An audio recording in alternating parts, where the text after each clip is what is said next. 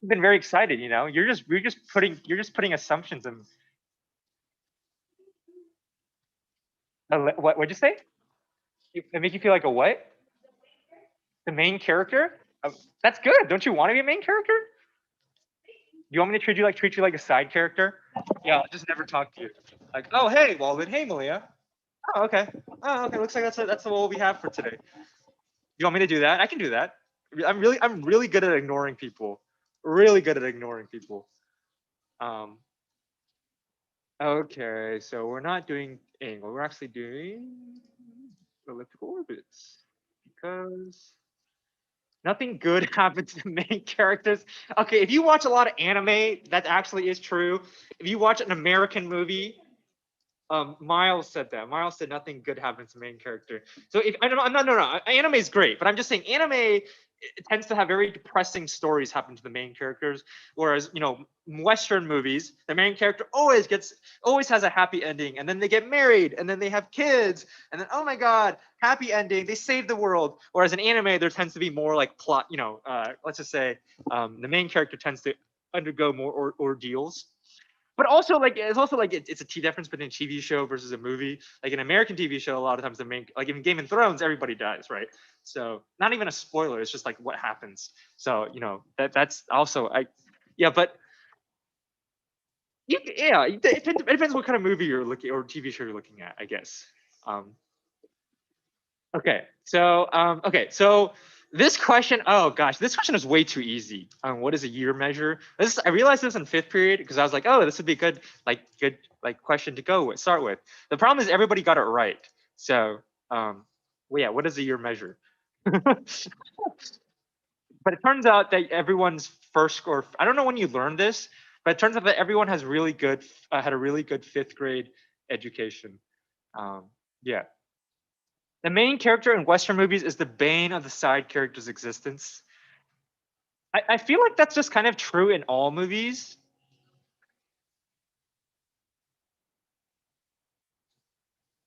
Collateral, collateral damage. Yeah.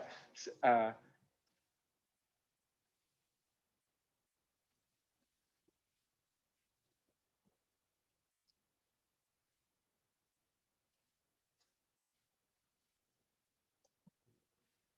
yeah. So we use the term year a lot, but I don't know how often we actually think of it. Like it may be very possible just to say like, oh, we just use a year, but we don't actually know what it is. It's like, oh, it's just an arbitrary. Someone just randomly picked 365. But there actually is a physical reason why we use a year.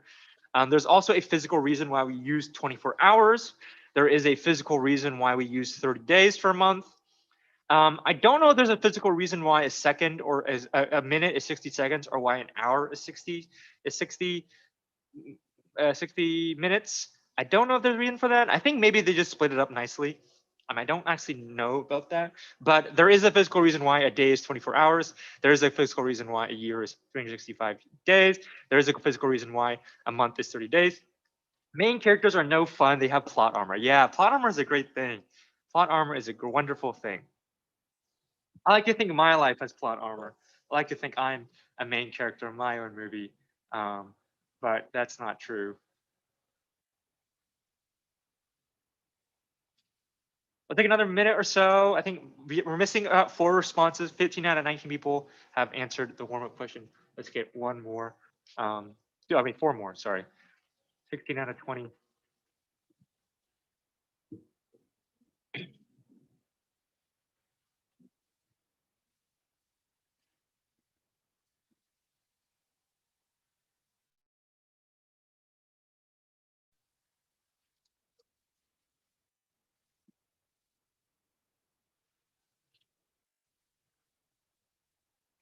Let's take another minute or two. No, 15 seconds. We're at 18 out of 20. We just need 2 more people to respond. What does your measure? Kat, did you answer it yet? Okay. Bueno.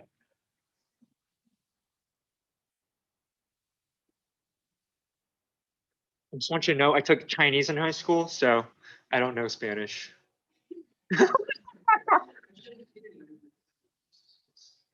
Yeah. It's a lot easier taking a language class for a language you already speak. Believe it or not. Believe it or not. It's easy to take Chinese if you know Chinese. Um, believe it. Believe it or not.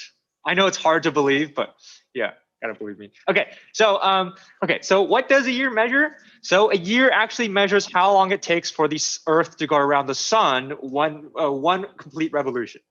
So if we said the Earth starts here, and we measured how much time it takes for the Earth to go around the sun, that's 365 days. Um, so it's actually 365.24 days. That's why we have leap years, because every 4 years there is like that the 0.24 turns into a real day, which is why it's a leap year. I guess last year was a leap year. Was last year a leap year? It was supposed to, but I don't know if it. Well, it was. Okay. Yes, I believe last year was a leap year, but I don't really remember. Anyways, so so a year is actually a measurement of a revolution time. A revolution time basically means how long it takes for something to go around another object. So a year is not the only thing we can measure revolution time is. We can also measure how long it takes for a clock to complete a revolution. We can also measure how long it takes for a merry-go-round to complete a revolution, etc. So the question is, how can we measure the revolution time of any object?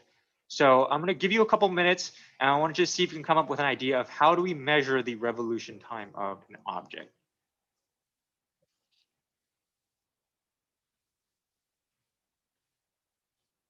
So yeah, see if you can come up with an idea of how do you measure the revolution time of an object.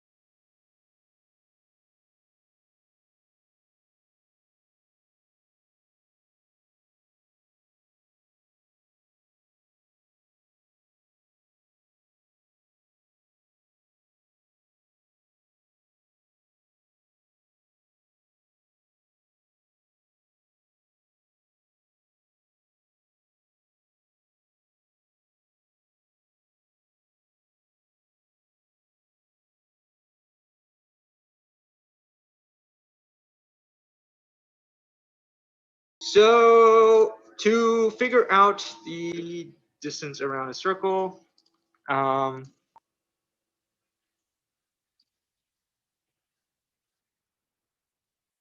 to figure out the distance around a circle, if we want to figure out how long it takes to go around a circle, we might want to actually look at figuring out how long it takes to travel a certain distance anyways. So if I want to figure out how long it takes to travel a certain amount of distance, right, I can just take the speed and the distance, and I can divide the two to get my time. So if a person is traveling at a certain speed, how can we measure how long it takes to travel a certain distance, d? We can just take the distance and divide it by the speed to figure out the time. Now that works in terms of finding how long it takes to travel in a line, a straight line, a linear distance. I could just take my distance and I can divide it by my speed to get my time. And now the thing about circles and curves and stuff and orbits and stuff is that they are straight lines that are curved. So like you took a straight line and then you just bent it. But the general principle is the same. If I know how much distance the line is, and if I can figure out how fast I'm going along the line, then I can turn that into a, then I can divide the two to get my time.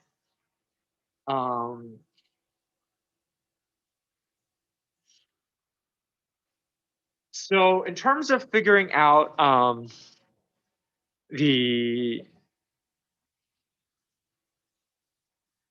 amount of distance and speed, we're going to need to figure out how to measure the two. So what I want you to do is I want you to think about how do we measure the distance around a circle, and can we measure the speed around a circle? So how do we measure the distance around a circle, and how can we measure the speed around a circle?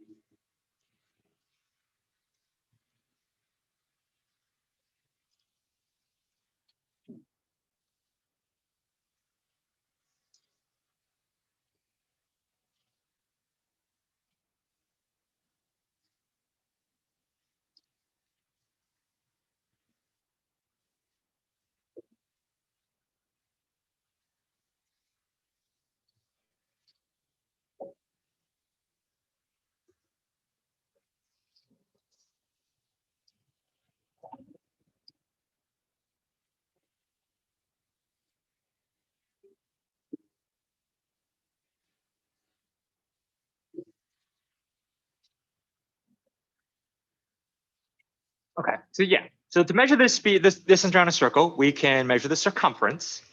Anyone know how to calculate the circumference around a circle? What equation could we use to calculate that?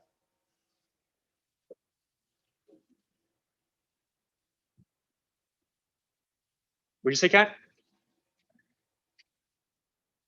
Would you say? So do you know how to calculate? So how do we calculate the circumference around a circle? Circumference? I don't think so. I actually think you know. I won't put you on the spot.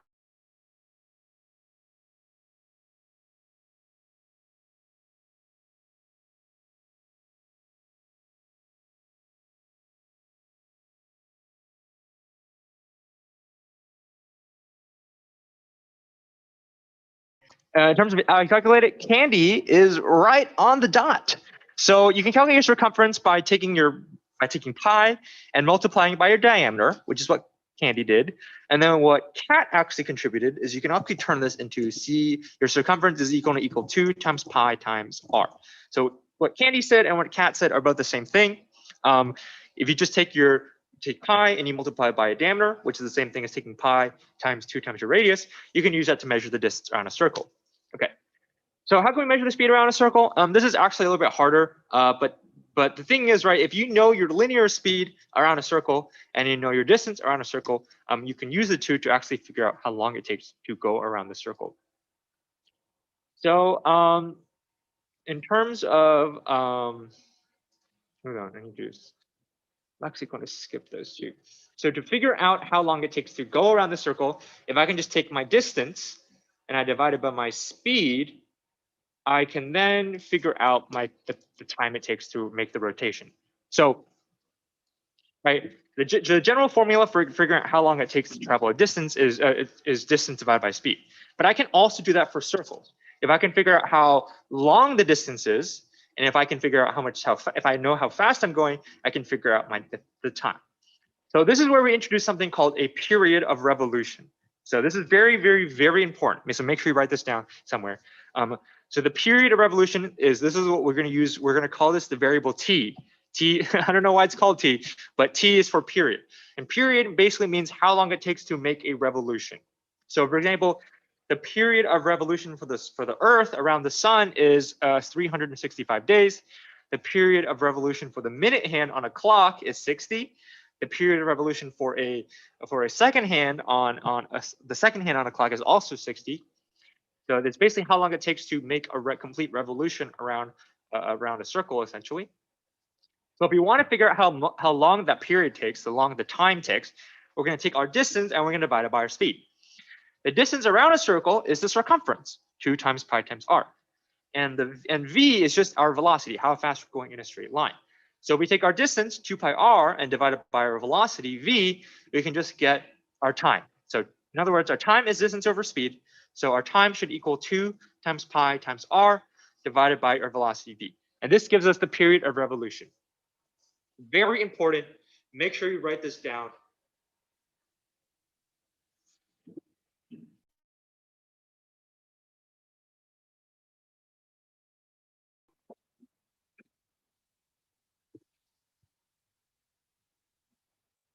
Perfect. Yes. So yes, by when I say very important, I actually do mean very important. We will use this a lot today and for the rest of this unit. So I know sometimes, yes, you can find these slides on Canvas. I think I'm like 95% sure they're on Canvas. If they're not, I'll make sure I put them on there.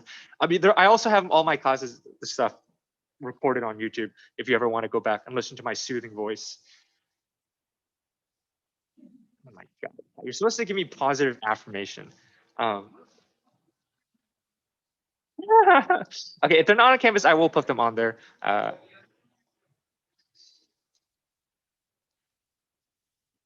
2-minute videos. That's yeah. I'm not good at talking for only 2 minutes. Okay, but those require talent, and I don't have talent.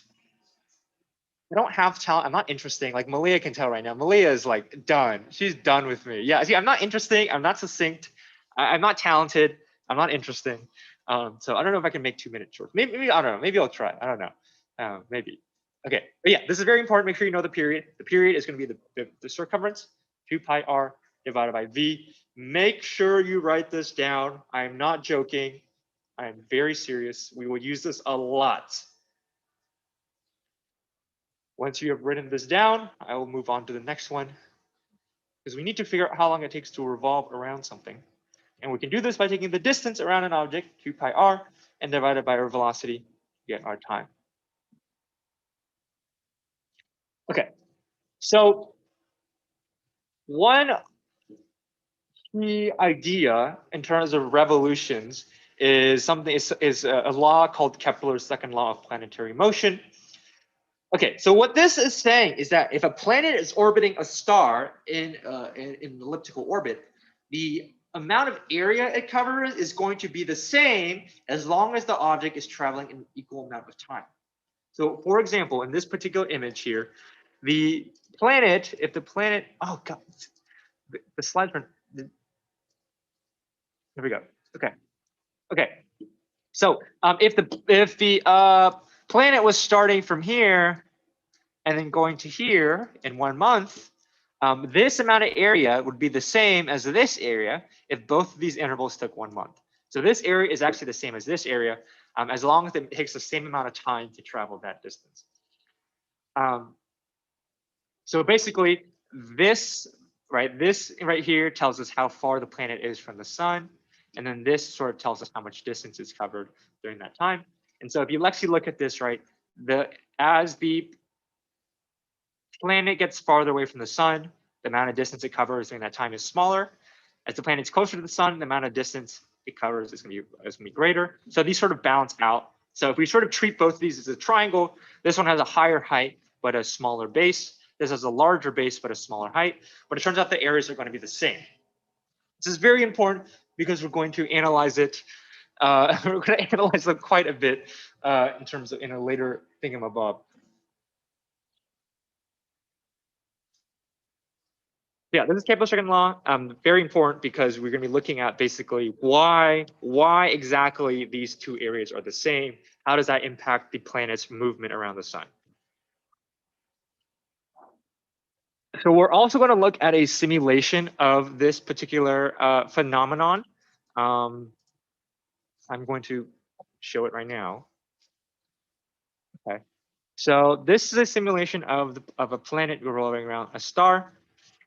And as the planet rolls on the star, this is a simulation actually going to map out different areas for the same amounts of time.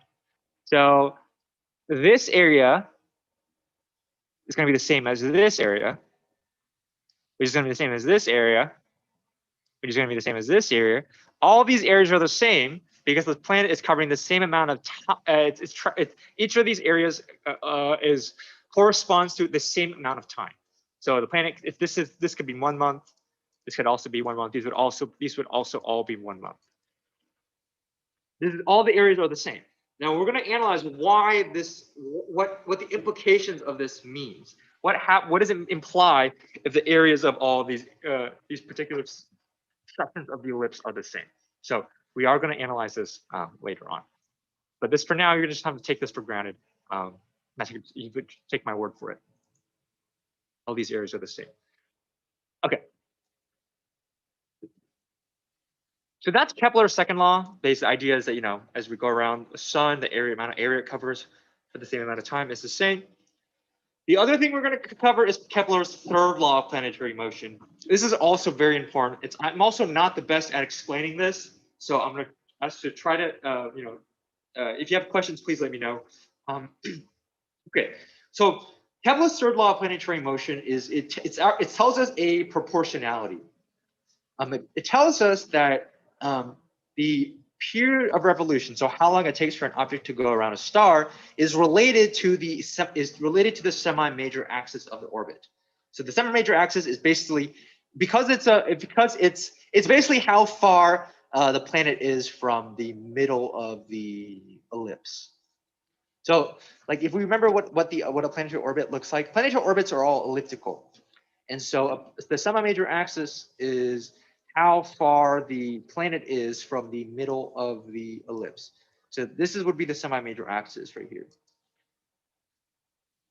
So this Kepler's third law says that this distance from the middle of the ellipse to the long edge, this semi-major axis, has a relationship with the period of revolution. So how long it takes to go around the star once. Now, this particular relationship is that this period squared is proportional to the semi-major axis cubed. So basically, the distance from the planet to the middle of the ellipse, that cube is related to the period squared.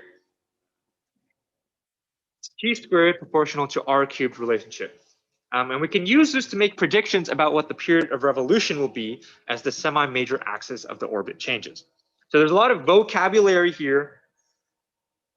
Semi-major axis means the distance from the planet to the middle of the ellipse. Period means how long it takes to for the object to go around the star once. The very two important vocab words. Make sure you know those.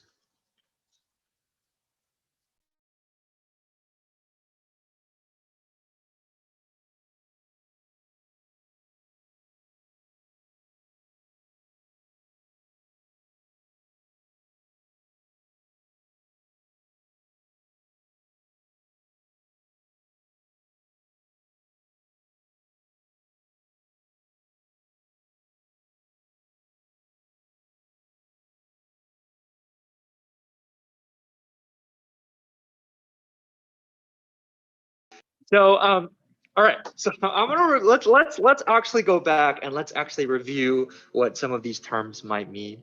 I think that I don't want to.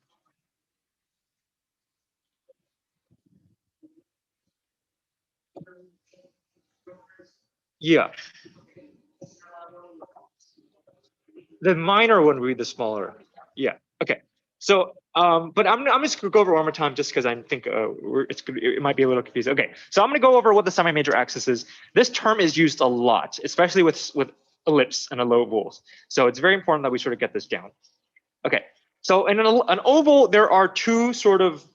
So first off, with a semi-major axis, when you see this term here, you need to immediately think ellipse, oval. Otherwise, we would just use the radius, right? If I were talking about a circle, I would use the radius. But when we're dealing with semi-major axes, we're dealing with ellipses, ovals. Now, with an oval, there are two sort of sides. There is a wide side and there is a thin side, I guess. Now, the wide side is called the major axis. That's why we use the word major, big. The smaller side is we use the word minor because it means smaller. So semi-major axis means we're looking at the big side, the big side. Now, when we use the word semi, is the reason why we use the word semi is because we're looking at half of the distance here. So if I said measure the major axis length, I'd be looking at the distance from the far edge.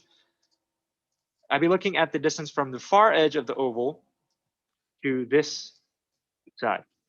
So this would be the major axis length. Now, when it says semi, is we're looking at half of that. We're looking at a portion of that. So we're looking at the distance from the middle to the one of the long edges. So that's what a semi-major axis is. Now that has a relationship with the period of revolution. The period of revolution is how long it takes for an object to go around the oval once. That's the period. So the period squared is related to the semi-major axis cubed.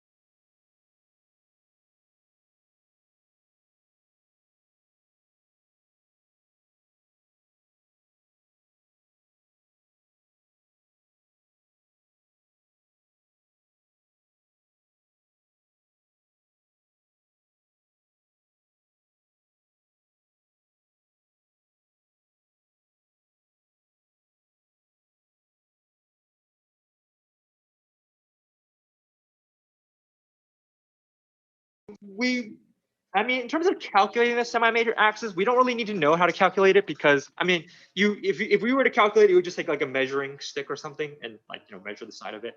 When we're dealing with planetary orbits, we're going to be most of the time the semi-major axis will be given to you.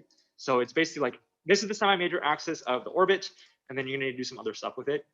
Now, however, one thing that we will be doing is that the reason why I'm introducing Kepler's third law, this proportionality thing, is that sometimes what we need to know is basically how does the semi-major axis change if the period of revolution is changing. So basically, if it takes longer and longer for the object to go around the sun, how would that change my semi-major axis? How would that change the distance from the planet to the star, essentially? So what I want you to do now is I want you to make a prediction with your group.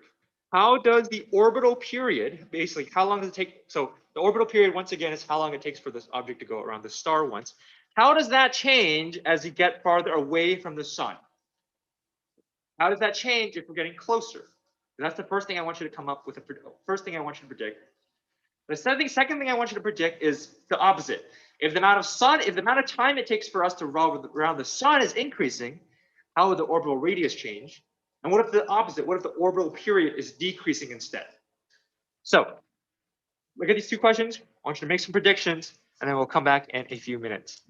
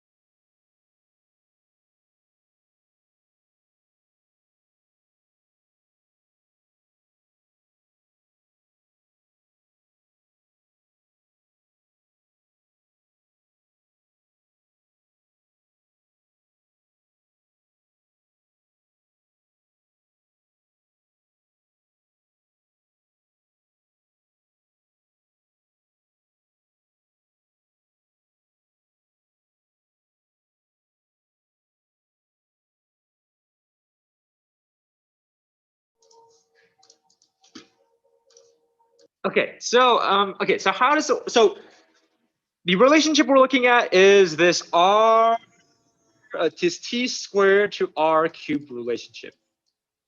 So we want to look at what happens if the orbital period is changing. So our orbital period, once again, is our t, the amount of time it takes for us to go around the sun.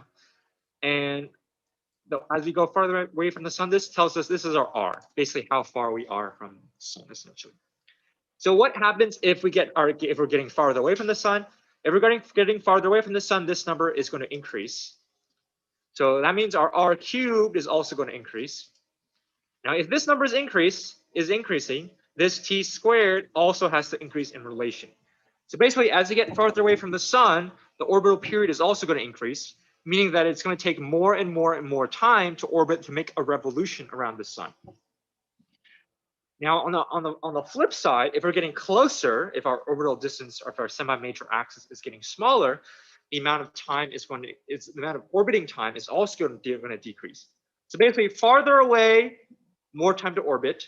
Smaller, closer, less time to orbit, and vice versa, right? If the less time it takes to orbit, the smaller we are, the closer we are.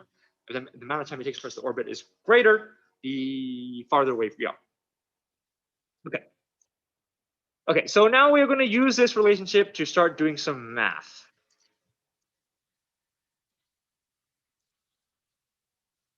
Okay, so before we do some math, we're going to need to introduce one more unit. So in terms of astronomy, we don't really use meters because meters is very, very, very small. We actually use the unit AU, meaning astronomical unit. The astronomical unit, we usually use this to measure distances within a solar system. We also sometimes use parsecs and light years, but that's for much farther distances. Usually within a solar system, we use AU. So 1 AU is exactly how far the Earth is from the sun. That's 1 AU. So Mars is 1.52 AU from the sun, meaning that Mars is 1.52 times farther away from the sun compared to the Earth.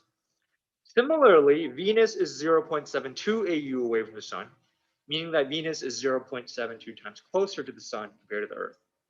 So, right, an AU is just basically how far away the Earth is from the sun. Mars is 1.52 AUs, meaning that Mars is 1.52 times farther away from the sun compared to the Earth. Similarly, Venus is 0.72 AUs, meaning that Venus is closer to the sun than compared to the Earth, and it's only 0.72 times the distance of that of Earth. So yeah, AUs is so we basically compare every distance compared to how far the Earth is from the sun. So what we're going to do is now we're going to use the Kepler's third law, and we're going to use sort of our understanding of astronomical units, and we're going to start looking at the relationship between revolution time and the distance away from the sun. So I'm going to first do this problem here because I think that would probably be the best way to do this. So in this particular problem, if a planet is 2 times farther away from the sun compared to the Earth, how would the orbiting time change? How would the orbital period change? What is the orbital period of the planet? So the Earth has a semi-major axis of 1 AU. This is how far the Earth is from the sun, essentially. The orbital period of the Earth is 1 year. This is how long it takes for the Earth to orbit around the sun once. So Earth has 1 AU, very simple, and Earth takes 1 year to revolve around the sun. And we need to figure out what the orbital period is of this planet we're looking at. So in the planet we're looking at, we know that the orbital radius is 2 AU because that's what's given to us. But we need to find this orbital period.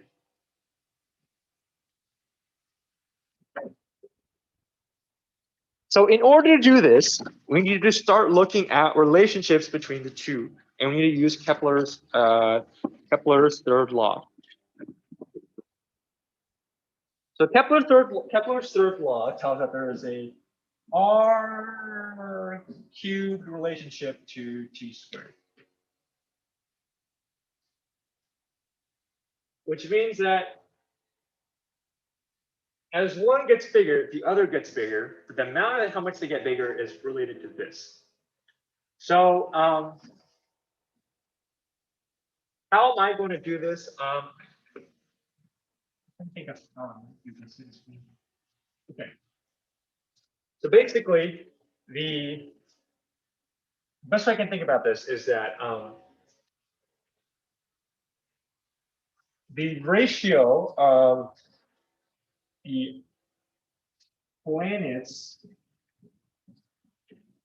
R to Earth's R. So basically, the ratio of the planets R, or I guess distance, compared to Earth's radius, this cube is going to be proportional to the planet's period over Earth's period squared. This is, we're looking at this kind of relationship. The planet's radius, or the planet's distance from the sun, compared to the Earth's distance from the sun, this cube is going to be proportional to the planet's period over the Earth's period. So the ratio of, so the planet's distance from the sun is 2 AU. Earth's distance from the sun is 1 AU. So this cube is going to be proportional to the planet's T over Earth's period. So I'm going to call TP, I'm just going to call that, this just means for the planet's period. TE just going to mean the Earth's period. So this squared is going to be proportional to this. So if I were to do this out, right, that means that the planets over, so Earth's period is 1 year. So I'm just going to replace the Earth's period with 1 year. This squared should be proportional to this. 2 divided by 1 is 2. 2 cubed is 2 times 2 times 2, which is 8. So this is going to equal 8. So the relationship between these, the planet's period and Earth's period, this squared should be equal to 8 essentially. So now,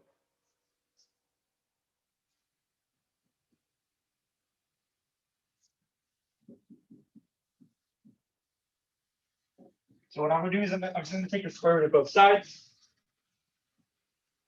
so that get rid of the squared. And so what I get now is that the planet's period is going to be around about square root of 8 years. I'm going to multiply both sides by 1 year. So I get that the planet's period is about the square root of 8. So it's going to take roughly the square root of 8 years to go around the sun once for this planet that is 2 AUs away.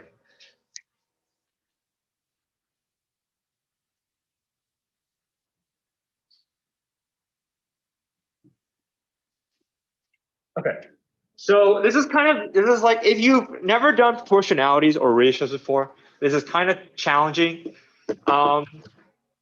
So the idea is you're looking at the ratios between the two distances. You're going to cube that ratio, and then you're going to compare that to the squared of the period's ratio.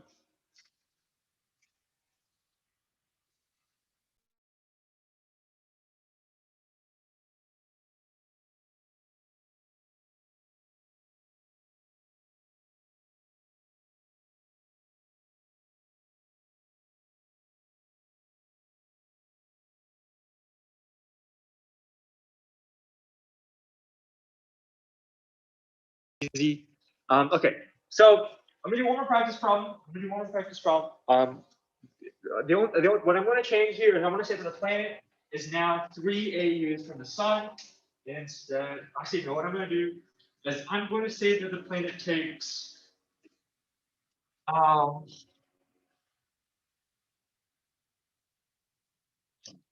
going to say that the planet takes, so good number to use.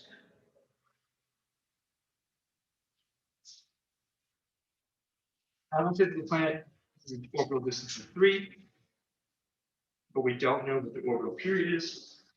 So what I'm going to change now, the planet is now 3 times the distance from the Earth from the Sun, but um, we don't know what the orbital period is. So we're trying to find the orbital period. So what we do is the general setup is going to be very similar. Once again, we want to compare the planet's orbital distance compared to the Earth's orbital distance, and the planet's orbital period compared to the Earth's orbital period. So the planet is essentially has a distance of 3 AU from the Sun. Earth, on the other hand, only has a distance of 1 AU. So this Q is going to be proportional to the planet's period, which is T compared to Earth's period, which is 1 year. Sorry? Oh, so TP stands for period, orbital period of planets. So T means period. R means semi-major axis, which basically just means orbital distance.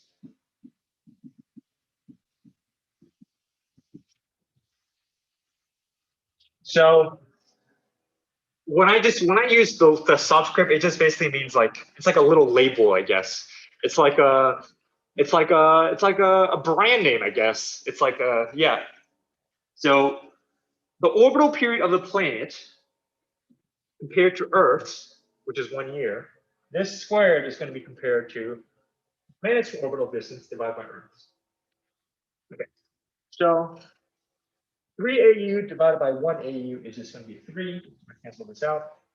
So 3 cubed is 3 times 3, which is 9.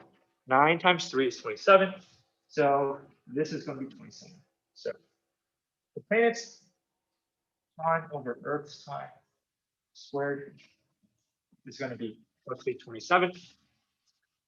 So to solve this, what I'm going to do is I'm going to take the square root of both sides.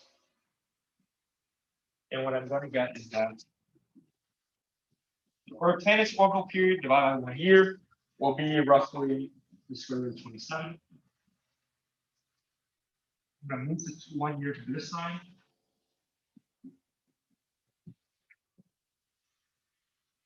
So the planet's orbital period will be about root 27 years. So this is more or less how you figure out a planet's orbital distance or the orbital period if you know another one's. Okay, so that's sort of the math portion of this. I'm going to give you another couple practice problems that you can work on in your group, and I'll try to do 1 or 2 of them once you guys finish. So I'll put your groups down, and then I'll let you guys work on the next couple of questions. So for the next question, the general setup is the same, but Jupiter is 5.2 AUs from the Sun.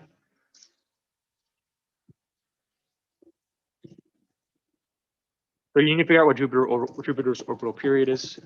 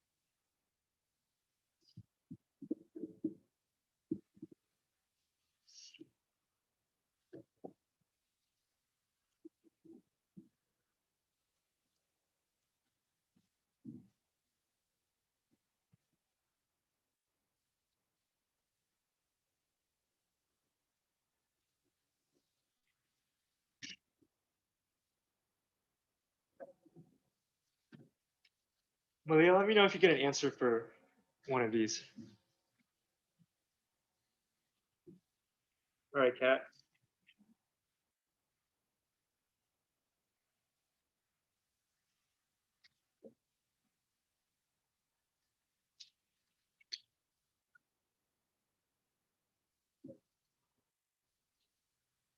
You said? That's unfortunate. It's okay. You can still do math without AirPods. It's not like glare. All right. You can do this, Kat. I know I'm not the best at explaining it, but I know you can still do it. So we want to figure out. So what we're using is we are actually trying to figure out Jupiter. Jupiter is 5.28. So now we need to figure out what this orbital Q is. This is what we're looking for. So to do this, you're going to want to use this ratio here, essentially. You're going to want to take Jupiter's distance, compare to the Earth's distance, and cube that, and then you're going to compare that to the square of their ratio. So there's going to be a little bit of algebra here. You can do it, Kat.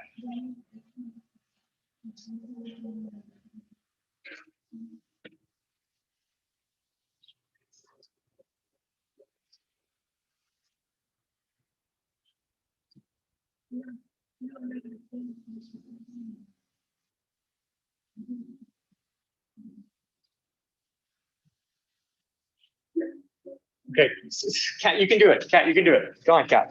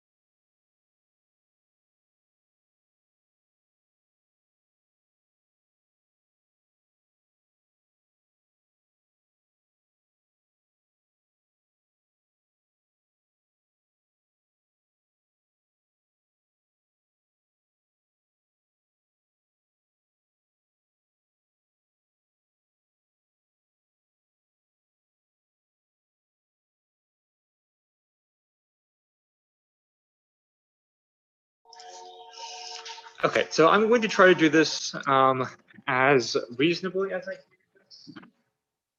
We'll definitely get some more practice with it. This is going to be pretty tricky.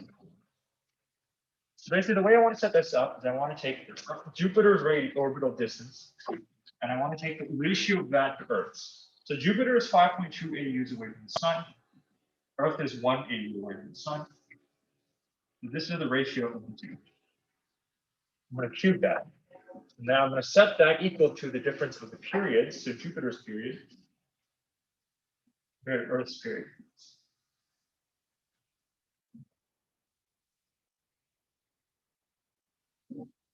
So when I do this out, 5.2 cubed is 140. And this is going to equal Jupiter's period over 1 year squared. Take the square root of both sides.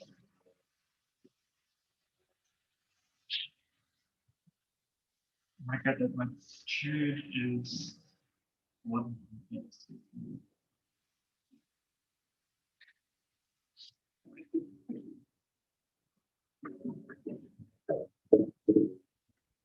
So this is obviously pretty challenging. I'm not the best at explaining it either. We'll definitely try to get some more practice with this because this is something that we're going to need to use in order to predict how basically how long it takes for a planet to go around the sun if we know how long it takes for one planet to go around the sun.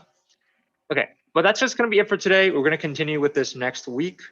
So other than that, I'll see you guys on Tuesday.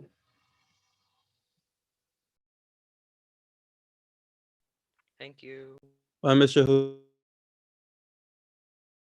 See ya. Bye-bye. Thank you. Mr. Hu, I Oh, was Mark. wondering if you Sorry, could. how's it going, Adriana? Hi, Mr. Hu. I was wondering if because I didn't get all of the equations that I wanted to with all the information. So, do you think you'll have the slides up by the end of today? Yeah, I think it's already on there, I think. If you go to What modules, I think it's already on there. in modules? Okay, because I Yeah. looked in Assignments? yeah. Okay, so it's on modules. It's not on assignments. Okay, so for the modules, it would be And it's just called elliptical orbit slides. on them. Thank you so much. Yeah. Okay. Have a nice day. Bye, Malia. Bye. Thank you. Bye, Adriana.